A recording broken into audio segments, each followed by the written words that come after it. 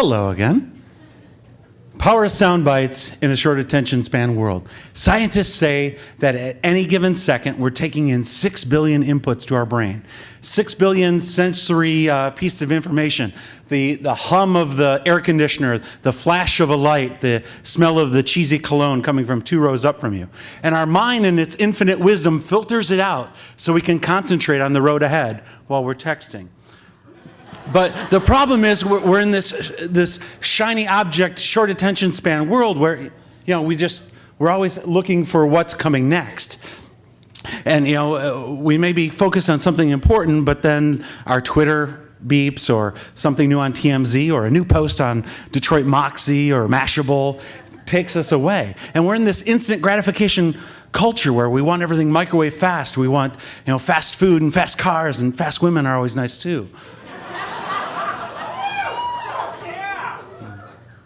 But then if we look at how we communicate, we want to be understood. We want to get the whole story out, okay? It's totally incongruent with how we listen.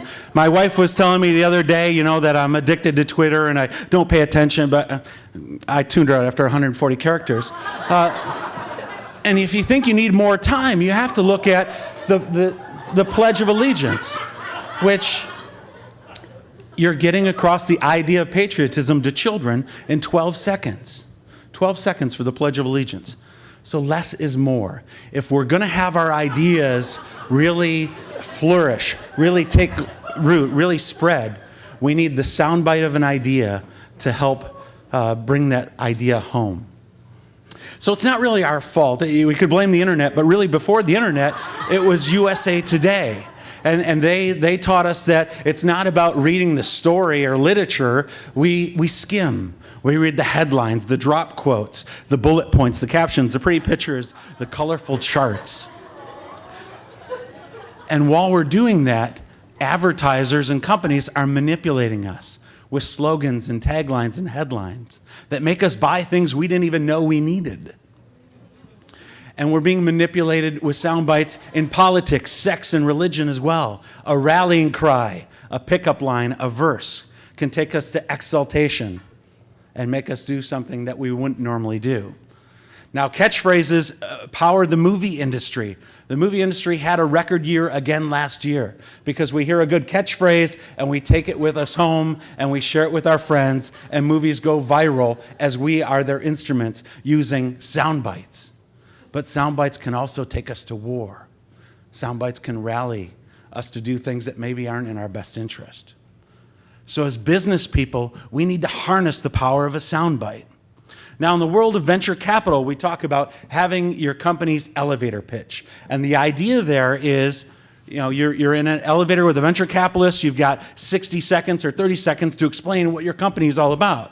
Now, I don't know where you live, but a ride in the Renaissance Center is about 14 seconds. And if you're working in Troy, you got 3 floors, okay? 30 seconds, 60 seconds, that's right out the window. We need to be short. We need to have that soundbite, that nuggetizing of our information that helps it spread. So one way we can do this is by killing the ampersand. When we're explaining our idea, we get so passionate about it, we get so wrapped up in it that we sound like an infomercial. But wait, it does this, and wait, there's more, it also does this. And we explain every feature and benefit to the point where people are like, no thank you, change the channel. Our goal isn't to educate people about what we're doing.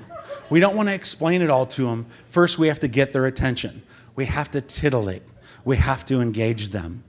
And then they lean forward. And finally, we hear those words that we long to hear, tell me more. And that's what a soundbite can do. So the best way we can build a good soundbite, 4 rules for you. A, wrap your idea in bacon because bacon makes everything better. 2, avoid jargon and acronyms, because when you think you're making yourself sound smarter, we're all tapping out. If you're not talking to us, we'll ignore you. 3, run away from cliches.